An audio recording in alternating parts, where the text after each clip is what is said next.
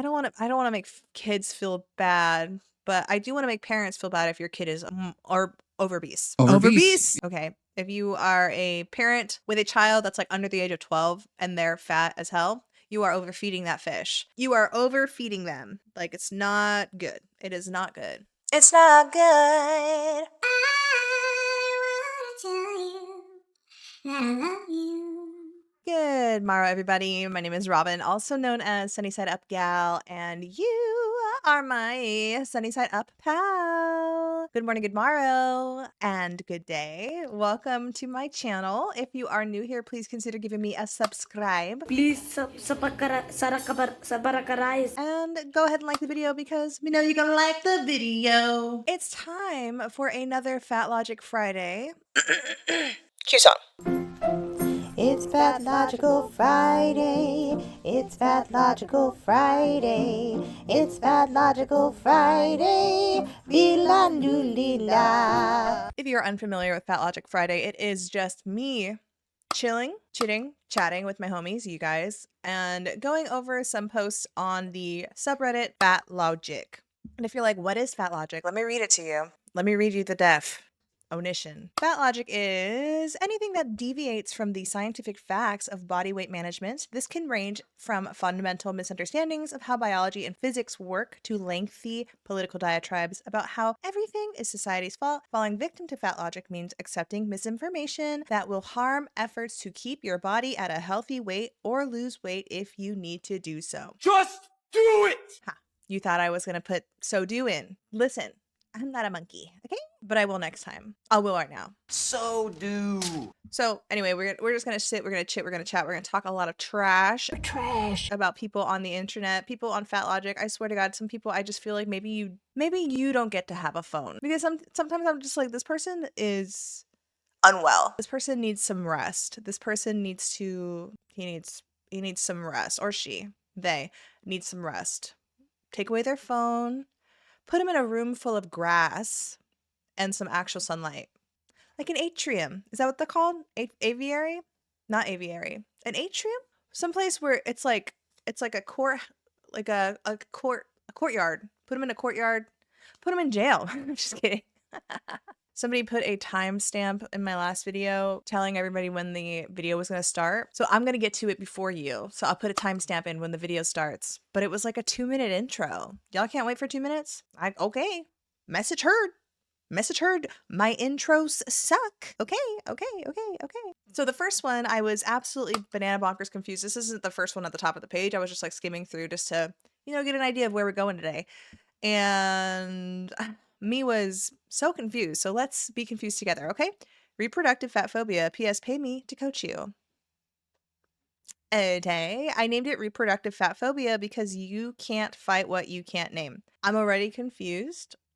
Sometimes I really do wish that we could know who Fatlogic's actually pretty nice because they're like, do not name these people, do not show pictures, scratch out every name you see. If I was running Fatlogic, I'd be like, tell me who it is. I need to see more. But no, it's not good. Okay, when I started this work, my clients kept describing the same experiences. The GP who brought up their weight before their fertility. The clinic that told them to lose weight before they'd help. The appointments they left feeling like their body was the problem to be solved before they were allowed to want a baby. It's not that you're not allowed to want a baby if you're fat. It makes it a lot easier for you to get pregnant if you are at a healthier weight. Not even healthy. Wait, I said healthier. Again, I have PMOS. I also have Hashimoto's, which both of them can affect your fertility. I'm not very fertile. My husband and I have been together for 15 years. We've never had a baby, right? I mean, often on birth control, but like even when I wasn't on birth control for like years, no babies. But I have known people, and there are actually people in the comment section who have PMOS as well. And when they lost weight, they lost just like 30 pounds and they ended up getting pregnant like that. Okay? So it's not that it's not that you're not allowed to want a baby if you're obese, but it makes things a lot easier. Plus, when you are obese, which I feel like this person is denying science, when you are obese, it makes your pregnancy dangerous. It can lead to preeclampsia, which is like high blood pressure for fat people, high blood pressure for pregnant ladies. I was gonna say fat pregnant ladies, but there are skinny people who get it too. Gestational diabetes, and large babies, which makes it hard for them to come out your coochie, and then possible emergency C-sections, okay? Plus, I mean, if you are obese when you have your baby, I believe it is possible for your baby to be one born fat, but then also have issues with diabetes and like obesity later in life. All of my brothers and I, all of my brothers, both my brothers and I were all over. I think Troy was like a normal weight. My brother Ian was 10 pounds, and I think I was like a 9-pound baby. We were all big babies, but my mom probably had gestational diabetes. You know what she told me? When she was pregnant, she was only, this is so cute. Actually, you guys, this deserves a full page. This is so cute. My mom told me that she thinks that the reason why I came out white is because all she was craving when she was pregnant was like white foods. So she was craving carbs. Clearly, mommy.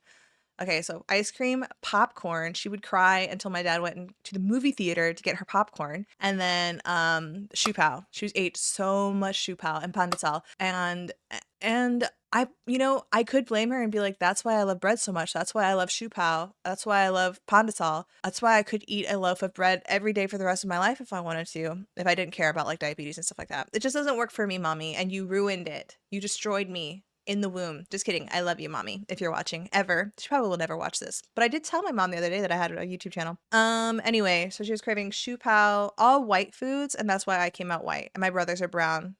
And I was like, what did you eat when you had them? Just regular. Everything. Everything turns brown, I guess. There was no name for the specific thing they were navigating, so I named it. Oh my god. Fucking, you know who this sounds like? This sounds like Brie Campos. But it sounds like actually a lot of the people that I cover, so Brie Campos, I brought her up because she claims to have invented the terminology body griefer or body griever, body grief, when somebody else did. I think they were English actually. And now this person's like, I named this thing called reproductive fatphobia. And it's like, what are you doing? Why do you need to be like that? Like, why do you why do you need to be like that? Why does your face look like that? Because once we can name it, we can shift the blame. Yeah, let's shift the blame. Let's take zero responsibility for ourselves and shift the blame on our medical provider. It's not me who needs to lose the weight to have a baby. It's my doctor who needs to stop caring about my weight and caring about the health of my baby and making sure that I have a healthy pregnancy and not die during birth. Dumbass. Because once we can name it, we can shift the blame. That just feels like, again, yeah, you're just trying to not have personal responsibility off your body, off your choices, off everything you did to or didn't do, and onto the system where it belongs. Oh my god, dude. Let me enable you to be a fat fucking pregnant lady. Sorry for swearing. Am I? Reproductive fat phobia. Wow, she's so groundbreaking. Groundbreaking. It's the reason your GP mentioned your weight before your fertility. The reason the clinic told you to lose weight before they'd help you. The reason you left that appointment feeling like your body was the problem to be solved before you were allowed to want a baby.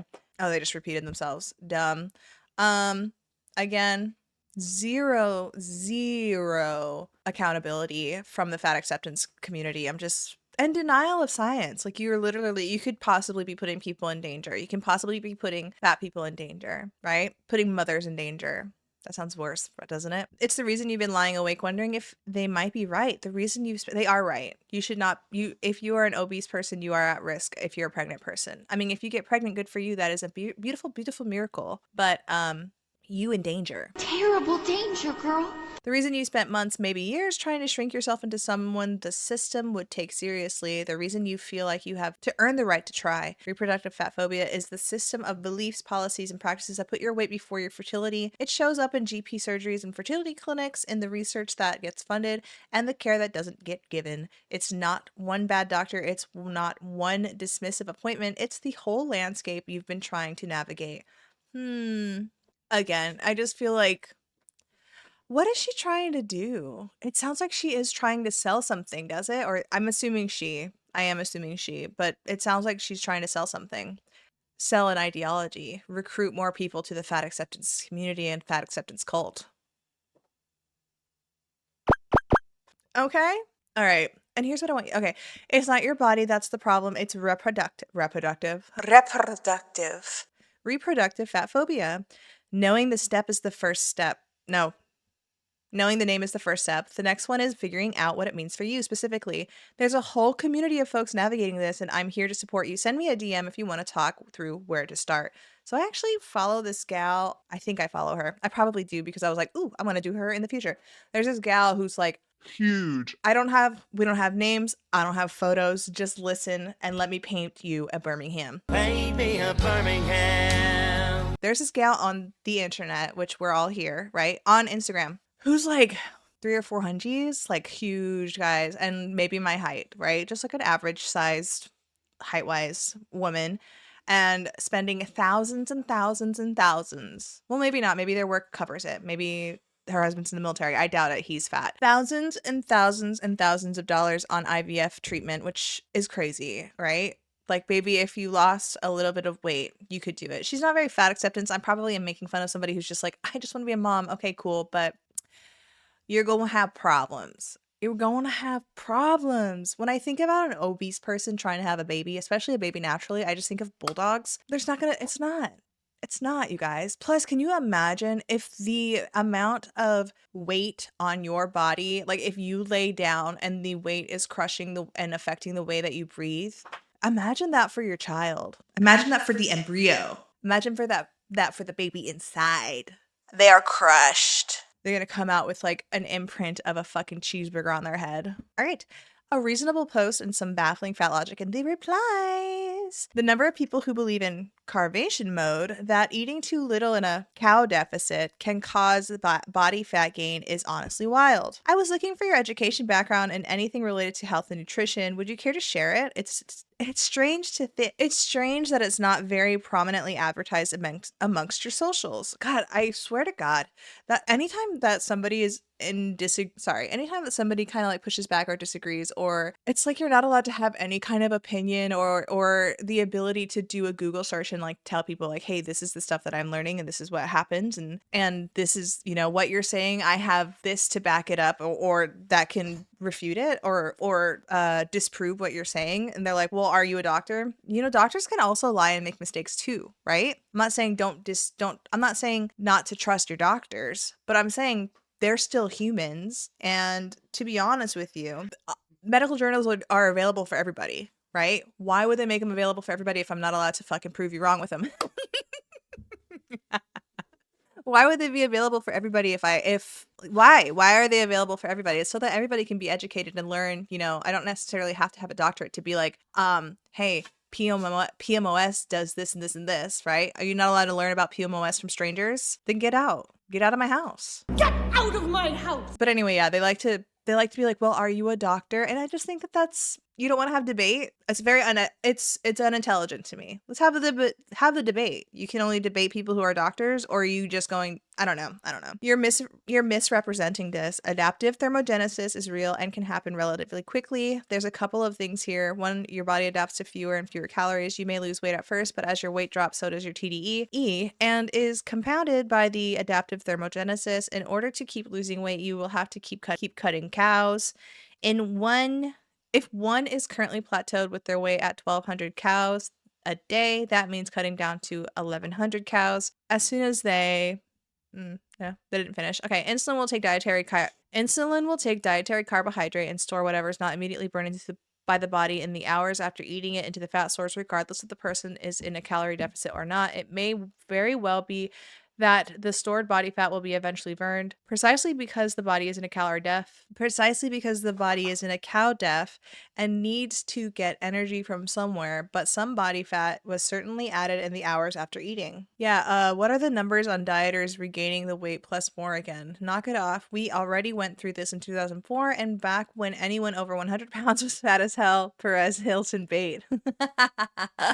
You know, me and Perez Hilton have the same birthday. That's fun. Yeah, unoriginal and basic. They regain the weight because they start eating more than they burn again. Woo, spooky thought. Yeah, that's so true. So when anytime somebody goes on a specific like lifestyle change or a diet change, when they go back to the way that made them fat, they're obviously going to gain weight. So like I am on a ketogenic diet, but it's more like a ketogenic lifestyle. I'll just say ketogenic diet. I've maintained a 40-pound weight loss. And if I just went back to eating fast food like all the time again and eating bags and bags of Haribo gummies and like a pint of ice cream every night, I would gain the weight back.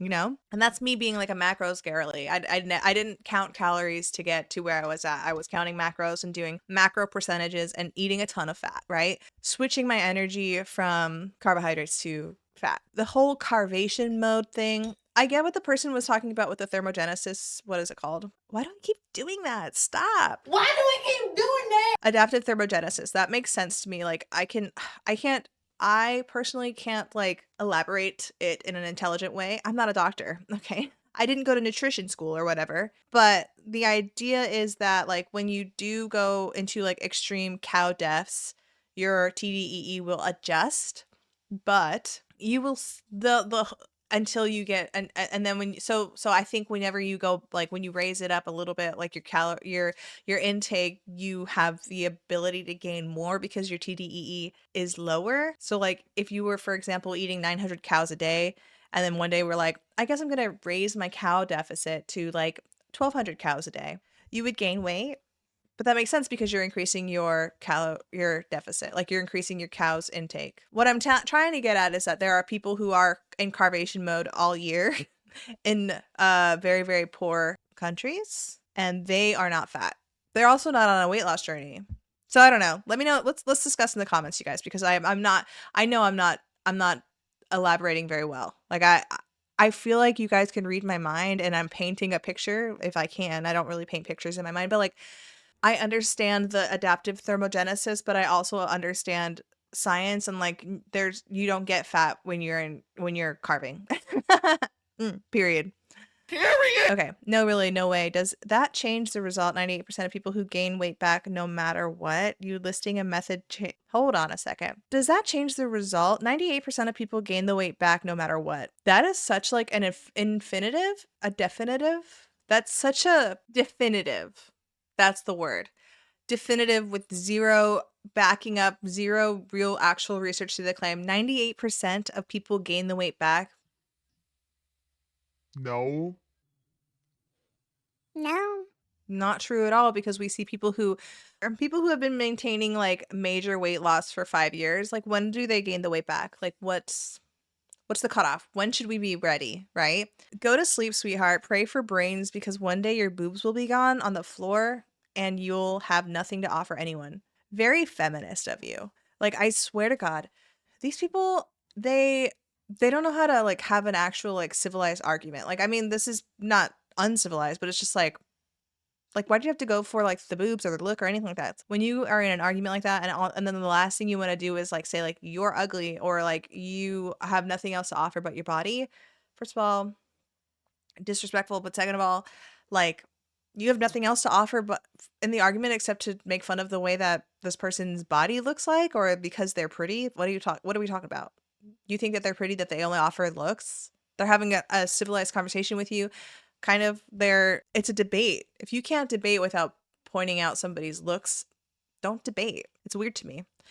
It's simpler than that. It's just okay, it's simpler than that. It's just that carving yourself causes an overwhelming response to make up for the deficit. Cow deficit, while effective, is unsustainable. No, I mean like listen. I'm not educated on cow def. All I know is that it is a way to measure your intake. And people, especially Americans, we're all fat, we're all overweight, and we're all eating way too much and way too often. If you need to count your cows to make sure that you don't eat as much, I would say it is effective. Because then you find a way so what you do is you like start with your number of cows, do a little deficit, start to lose the weight, do a little bit more, and then when you get to a comfortable weight, then you just keep eating that amount. And if you're like, well, I can't keep counting cows for the rest of my life. No, but you could see what your food is supposed to look like. Your food, when you get to your goal weight, is not going to be the same as when you were 500 pounds. Are you serious? Like when you get to your goal, when you get to a healthy, sustainable weight, your food is not going to look as much like in volume the same as when you were overweight and sick. Like we've seen what people eat when like okay, first of all, let me know in the comments if you're on a weight loss journey, like what were you doing, right? If you're on a weight loss journey and you're at a good, a milestone, What were you eating? I will tell you guys what I was eating. So when I was at, let's go after the panorama because I've been on a couple weight loss journeys. But after the panorama, pizza, McDonald's. You know how many times we would have a chicken nugget night, and that's 40 chicken nuggets, so 20-piece nuggets per person, plus the fries and a drink. But I've never been like a full sugar drink person, right? A pint of ice cream. Now it was Rebel ice cream, which Rebel ice cream, where the fuck are you? Where are you? I guess they're getting sued by Van Leeuwen because they copied their packaging, which it's almost basically, yes, they did copy it. And then now they are doing customer request only. They stopped selling in most retails. I hate that. I'm not a good customer requester, you guys. I'm not going to go to your website and request it. I'm not going to beg for ice cream. I'm so sorry. I can't have you anyway because dairy, but like I loved my Rebel ice cream, you guys. And they're not at Walmart or Publix anymore. I haven't seen them at Publix. Publix? What were you eating? Like when you were at your unhealthy weight. So after the panorama, I was like 222, maybe give or take 5-ish pounds, right? Give 5 pounds. Lots of fast food, lots of pizza, lots of McDonald's, lots of candy. The amount of candy, I'm such a candy freak, you guys. So much candy. And lots of bread, just bread and Jen, you know? And then now what do I eat? Like literally I'm at the point in my weight loss journey where I'm eating boy kibble. Like I was sending my pictures to Angelica and Melina. I've been sending them my my girl dinners because I have had zero energy basically to like cook food after dinner or cook food after work. Plus it's hot. I don't want to, do a lot of cooking. But it's just like yesterday I had ground turkey with like Indian spices in it and coconut milk. Like I was like craving curry, but I didn't want to make like actual curry. I was just like, let me just do like a deconstructed curry. Just close my eyes, putting all the spices in there and then like adding some coconut milk and be like curry. But it was good. And then the day before that I had like sardines and green beans, but everything from a can because I was just like, I'm so exhausted of like dealing with food. I'm at the point now where I'm exhausted with dealing with food. Food is not giving me any pleasure. It's just like, let's get the food in and let's call it a day, right? But yeah, my food now is boring compared to what it was. And I know some of you guys are like, well, I don't want to eat boring for the rest of my life. Like I had to switch from getting pleasure from my food to eating boring foods because otherwise it was going to hinder my weight loss journey, which I've been like plateaued for a while, but I did jump on the scale. I'm at 177.4 today. So I lost about a pound and a half actually. Well, was it a pound and a half? Last Friday, I think last Thursday last Thursday at 179 and then today 177.4. So, but yeah, I had to switch to like not getting pleasure from food and getting pleasure from the things around me, making videos for you guys, editing. I have so much fun editing, by the way, and all that jazz because otherwise I would just be reaching for food all the time and get fat again. Fatter. I'm still fat. I'm still obese. Oh, but to reiterate, cow def is unsustainable. No, because eventually you'll get to a point where it's no longer. If you're over obese right now, you're in a calorie surplus. So being in a cow def would just balance out, and then you would just be in a cow, like a regular cow, just like a regular food. I don't know what to call it. No, not in a def, not in a surplus. You just be baseline. You be in a cow baseline, okay? Are you a Seco kind of guy? You're 100% wrong if you are. I mean, you can be a Seco person, or you can be a Weight Watchers person, or you can be a carbs counting person. You can be a macros counting person. The amount of food is what you need to be measuring. It is. If you eat a lot, you will gain fat. Period. I do think, Seco works, but I do think it's harder for you to do Seco if you're eating ultra processed foods, because those foods are so highly palatable, they're addictive, they make you want to eat more and more and more. They don't fill you up. Whereas if you eat whole foods and a lot of protein, and I would say you eat a lot of good healthy fats, you'll stay full longer and you'll probably eat less than you want to, or than your body used to want to. I do think it's important for people to learn about macros. Like I didn't know anything about macros before I started keto, and I thought that I didn't know that sugar was a carb. Like I thought carbs was just like potatoes. I didn't know that like candy and potatoes are like in the same macro family. there are certain carbs that do there are certain carbs that have a different effect on your body. Like obviously candy's going to like spike your insulin faster than a potato would. But The calories from a carbohydrate are not the same. Like I don't believe that calories are equal, right? So I think yes, CECO works because you're decreasing the amount of intake, but cows from fat and cows from carbohydrates, they do different things to your body. And if you're insulin resistant, I think that you should reduce the cows from carbohydrates and replace those cows from carbohydrates with cows from fat. And let me know how you feel. Let me know how you feel after the first 3 weeks. I don't know. I'm not a nutritionist. I'm not a doctor. I'm not a nurse. I'm just a fat girl on the internet. And I always say this, do not trust anything that you see on the internet. If you're like, I don't know, Robin, I don't know if I believe that. Look it up you got a phone in your hand. Look everything up. Distrust everything. Don't be so suspicious. Be so suspicious of everybody. Even me. The concept of starvation mode isn't that it causes body fat gain, but it causes the body to hold on to the body fat. No, because when you go into starvation mode, if you have body fat to lose, to burn, your body will burn it. What do you mean? I can see that if you, I can kind of see that if you were like a healthy weight person, maybe, right? If you were like 130 pounds, I can see that. I can see like you going into starvation mode and your body wanting to hold on to whatever's left of your fat reserves. But if you're 400 fucking pounds, there's no starvation mode for you. Like your body has so much food on it. There's no starvation mode. Another PDF one. Let's read it. Let's read it and get angry together. Get your pitchforks ready, y'all. All right. PDF Elia is a factor of how fat phobia got so deeply ingrained in our society. For a very long time, the cultural norms were to marry off girls at ages as young as 12, sometimes younger, but those were considered exceptions to the norm. Women who were not married off young were ostracized from society as unwanted. The term spinster was historically used on unwed women around 16. That's not fucking true. And I'm an etymology girl. Okay, where does the term spinster come from? This is from Merriam-Webster. Spinster, spoiler, patriarchy.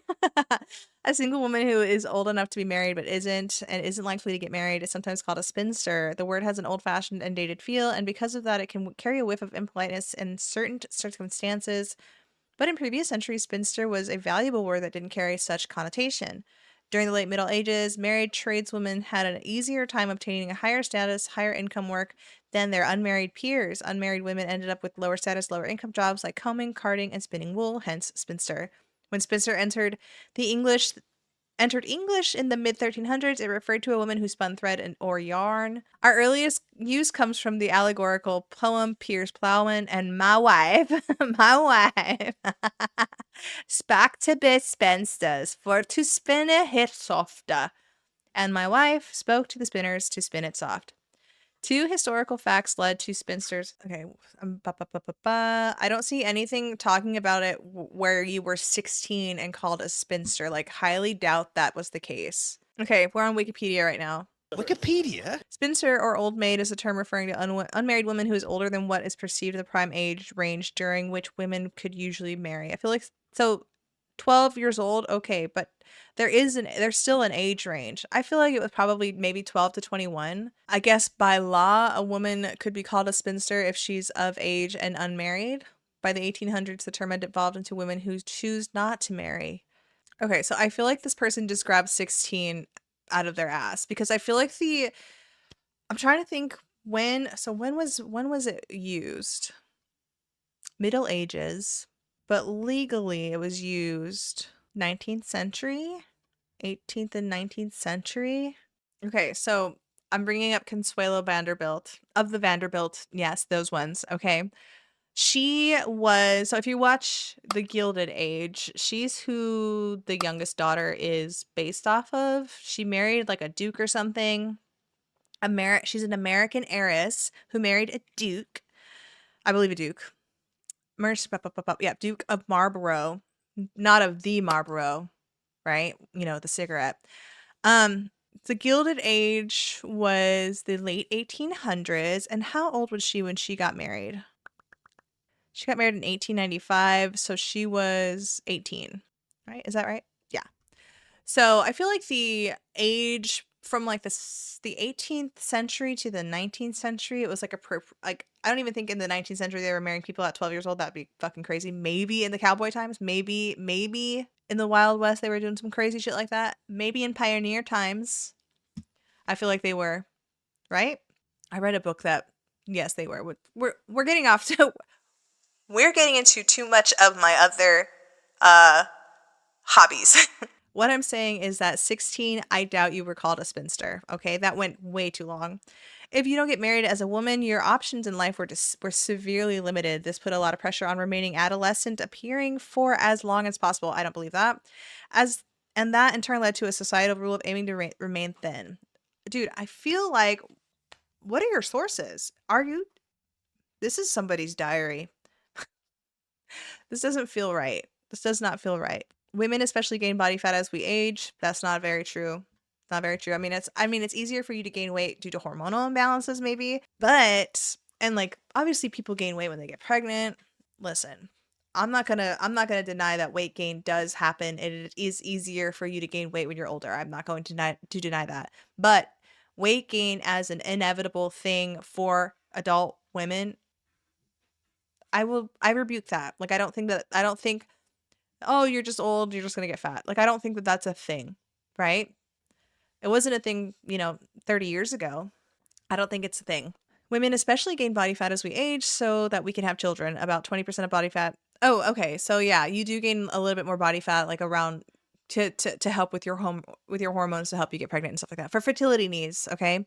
This body fat gain, breast forming, hips widening, etc., is one of the easiest ways to note a girl is moving out of adolescence. If you're trying to look younger for as long as you can as a woman, being hyper thin really helps. Obviously, these norms are not in place openly in society today, but we are stuck with their vestiges, and those vestiges are deeply ingrained to the point that society finds it weird to think otherwise. They're in an echo chamber because, like, obviously, most people nowadays in 2026, nobody's trying to be like stick thin. If there's a very, very small amount of people, usually people who are unwell, people who are maybe children, right, that don't understand the necessity of healthy body fat, et cetera, et cetera, et cetera. But most of the people, America's so fat, most of us just want to not have diabetes. Like most of us just want to get to a weight where it's like, okay, I've reversed X, Y, and Z, diabetes, insulin resistance, right? Now I just want to get to a healthy body weight so I'm not at risk for other things, right? Nobody wants to be a skeleton, okay? Trust me. Trust. Nobody wants to be a skeleton. Everybody just wants to be less unwell.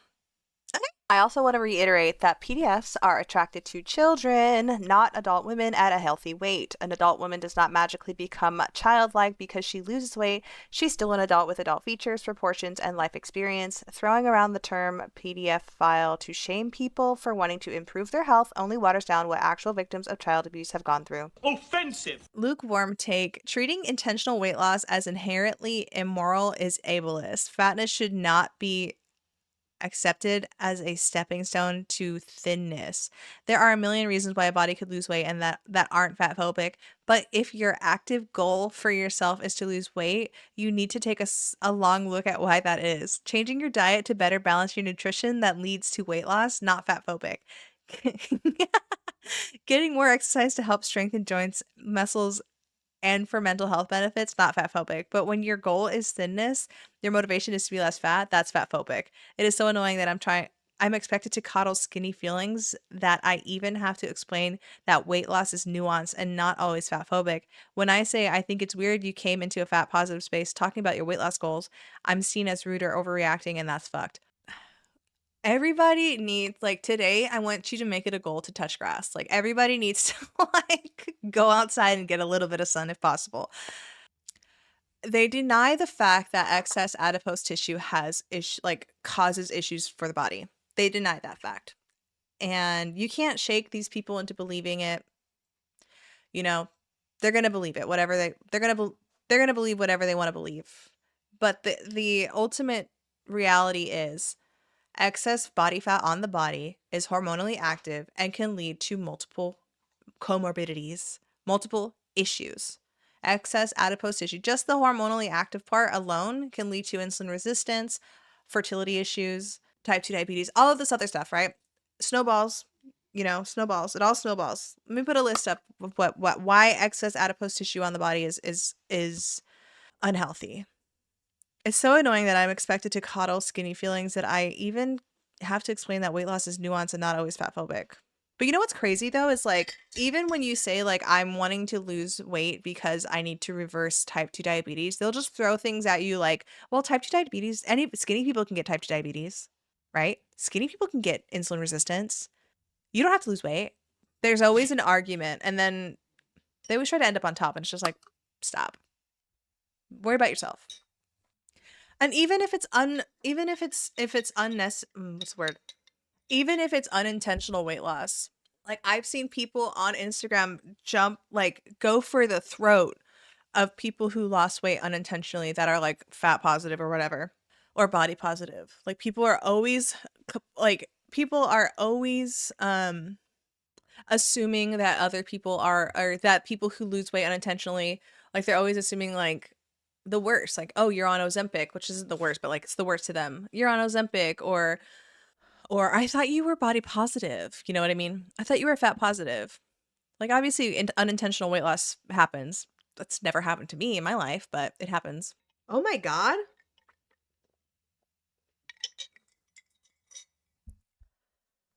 Somebody is weirdly confident in being skinny. OP.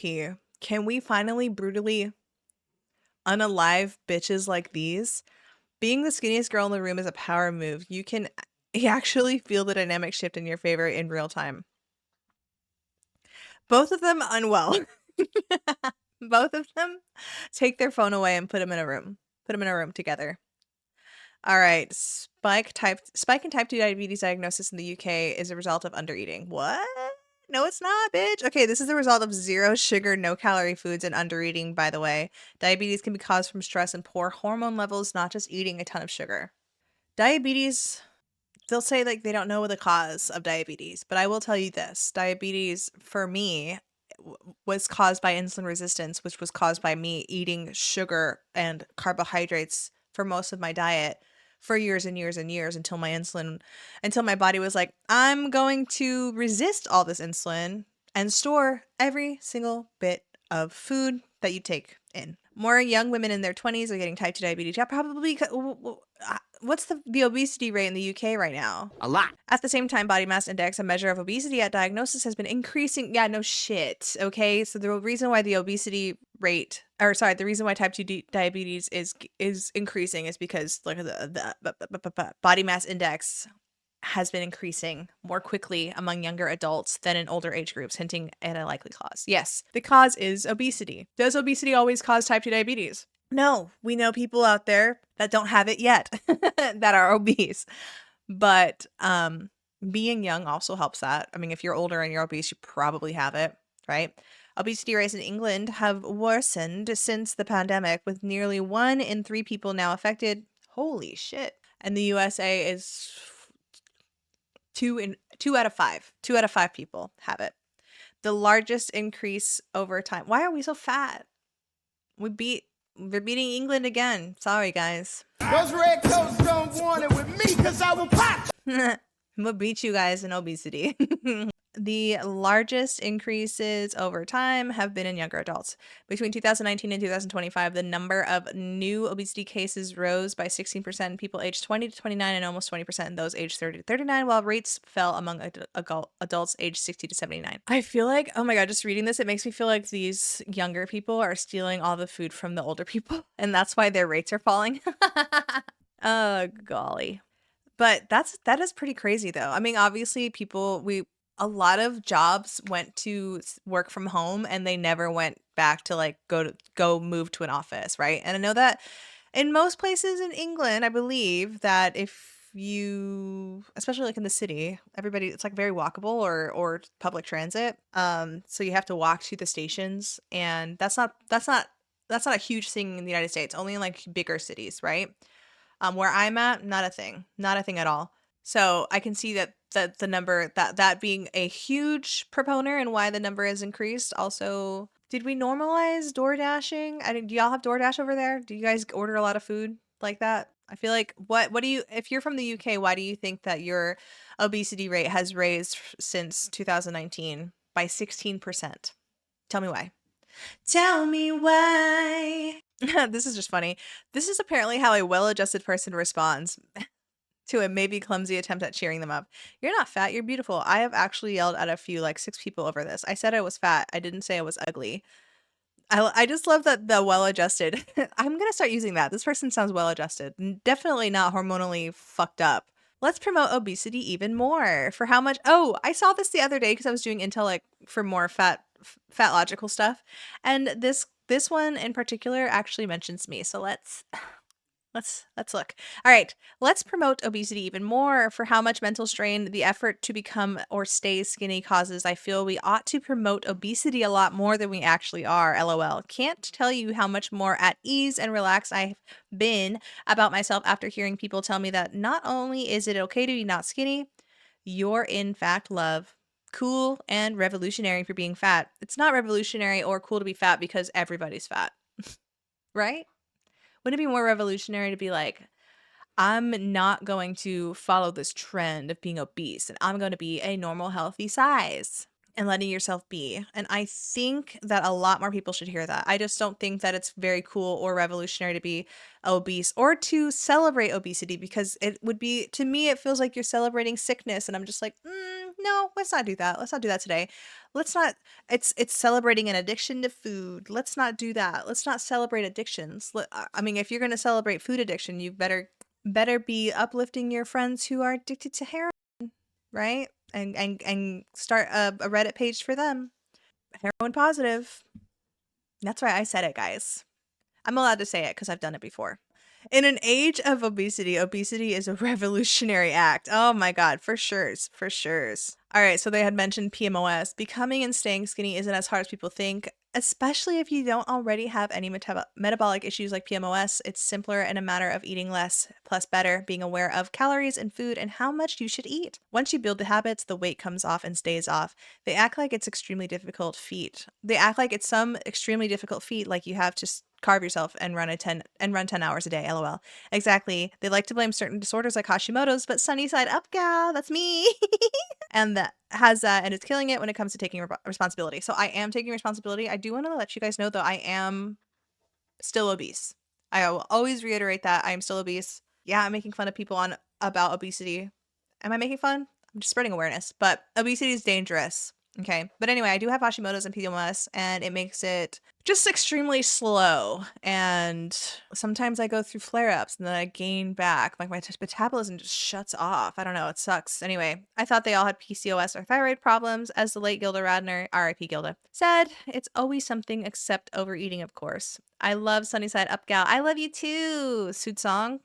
Same. Hi, Robin. Love your Fat Logic Friday videos. Keep them coming. So welcome for being featured on the Fat Logic Friday. I appreciate you very much for loving me. Thank you so much. I feel like if you're using the phrase in a larger body about a child, they definitely do need to eat. They need to help to eating a healthier diet. When your child in a larger body puts on a swimsuit, they need to feel your confidence, not your hesitation. Even when the thoughts creep in, they're so big, they really shouldn't be wearing that. I need to help them lose weight because their body isn't what needs to change. Yeah, what you're feeding them needs to change. Their body does need to change though. That's crazy. No, yeah. I don't want to make kids feel bad, but I do want to make parents feel bad if your kid is or obese. Obese. Okay. If you are a parent with a child that's like under the age of 12 and they're fat as hell, you are overfeeding that fish. You are overfeeding them. Like, it's not good. It is not good. It's not good. And if they're over the age of 12 and they can like practically feed themselves, why aren't you let's stock some healthier things in the house, okay? Maybe put a lock on the fridge. Just kidding. All right. I'm came across these on social media. What do you all think? Does evidence support these claims? If your health and wellness journey centers body weight and size, I say this with all kindness, respect, and love, but that is neither health nor wellness. It is aesthetics. If you're a medical professional and you're still prescribing weight loss to your patients, clients, or you are practicing lazy medicine, I said what I said. So weight loss is a great first defense for a lot of comorbidities of obesity. So let's see. The other thing too is this person doesn't believe that there are any comorbidities with obesity because skinny people get XYZ, et cetera, et cetera, et cetera. But if you have obesity and you have type 2 diabetes, a great first step would be to lower weight, because excess adipose tissue can exacerbate insulin resistance, which is hand in hand with type 2 diabetes. Also though, like, prescribing a better diet can also help with type 2 diabetes, but that will probably lead to your weight loss. Then you can just be like, it was unintentional, I just changed my diet. And will they believe you? No, they won't. Oh, come on, Dusty. Come on, Dusty! But also the BMI, if you're trying to get to a particular body size because you're using the BMI, listen, we're all smart adults here. The BMI is not the end all be all. There are other factors to take into place. What's your blood work look like? What is your weight to height ratio? My weight to height I'm still obese, but my weight to height ratio is like, let's look it up. Tell me why I lost my height. My waist to height. I don't know why I said weight to height. Waist to height ratio. I was like, why is it trying to give me BMI? It's like, what's your waist size? I was putting my height in. They're like, enter that's way too fucking fat, bitch. Enter a different one. I'm trying. 31 inches. Let's see. 5 foot 4 inches. Calculate that, bitch. Lower risk range. Oh my god, she's so beauty. She's so beauty. She's so thin. She's so skinny. No, she's still obese, according to the BMI. But again, it's just another, there are other things to take into account when it comes to where you need to be. People use the BMI chart as a way to measure where they need to be. It's not, and to me it is health or wellness. If the BMI chart is saying that you are type 1, class 1 obese, that is a health or wellness issue, right? Nobody is healthy or well at type 1 obese, okay? Even if I would say even if your height to weight ratio, even if your waist to height ratio is okay. Like, I wouldn't say that I'm not in the clear. Me not in the clear. I'm 2 pounds away from being 2 or 3 pounds away from being overweight though. Like, I'm trying, y'all pray for me. Somebody light a candle, rub your crystals together, pray, be like, please let Robin be overweight.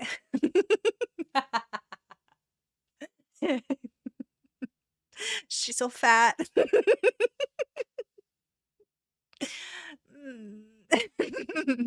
But I'm not doing it for aesthetics reasons. Like, I am at risk right now as an obese person. So, it is a health or wellness thing. They made this good old BMI chart for a reason, okay? But there are don't use that only. There are other things. You should be measuring your other parts of you, right? To see where you are in the healthy part, on the healthy on the healthy realm, in the healthy realm. Where are you in the healthy realm, right? Okay, I cannot be the only one who thinks this is weird. Naturally thin women who can stay. Olivia Rodrigo, Mary Beth Barone. Have been sitting here for 45 minutes trying to think of another one. Mary Beth Barone. I have no idea who that is. Never heard of her. Never heard of her. Who are you? Very skinny, though. Very skinny. Is that naturally skinny, or are we just assuming that that's naturally skinny? Because I can see her rib cage. Is that natural? Are you okay? Ooh, I love that eyeliner. It's giving Twiggy. Okay, so right here in Elle magazine, Mary Beth Brown co-hosts the Ride podcast with her real-life best friend, Benito Skinner. And if you are a woman in your 20s or 30s, you've probably been served video edits of the pair, unpacking everything from beauty products to breakups to the dire state of American politics. Barone is not afraid of difficult territory, whether that's being surprise dumped, living with a beating recorder, or the particular horror of dating a straight man who is trying to buy a leather jacket. So, not naturally thin, just being for real. Right? Olivia Rodrigo, industry plant. They're gonna kill me now. Okay, typical BBW appreciation turns into skinny shaming circle jerk. Hearing someone say that he can't imagine anything over 125, 125, especially like 125 is pandastrexic looking, right? That's a child. You're a pred. Oh my God. God. Men, stop. I have been 125 since I was 14. That's literally, oh, I haven't been 125 since I was 14. That is literally a child. That's a personal problem. Actually, 160 is the healthiest weight for my height. 125 would push me closer to heart failure. Oh my God. People are so fucking weird. I don't even want to read the rest of this. I'm just so disgusted by it. Fat and average are not mutually exclusive. Oh, okay. We've cotched up. We've cotched up, everybody. All right, everybody, we're going to call it there. I hope I wasn't too rambly scrambly, but I feel like you guys are okay with that. What was your least favorite fat logical take of the episode? Let me know in the comments below. If you haven't already, consider subscribing. Don't forget to like the video, and if it's giving you the option to hype it, please hype it. In the comment section below, I feel like I haven't done an emoji in quite a while, so in the comment section below, please leave an alien in the comments below for the Reddit alien.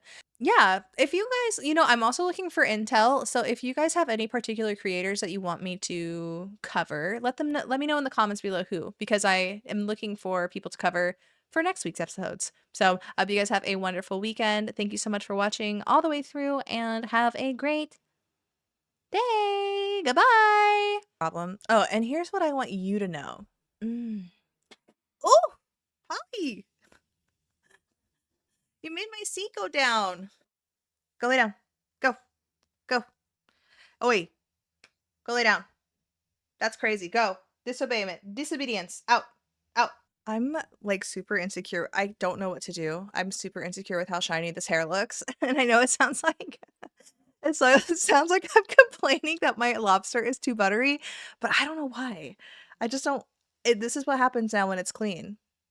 That's baby shampoo for you guys. That is baby shampoo for you guys. And it is so shiny. Why do I hate it? I think just years of being addicted to dry shampoo, I'm just like, no shine. No shine. But anyway, it's not greasy, you guys. I watched it yesterday. Do you remember when we met? Last day I knew you were my pet. I wanna tell you that I love you.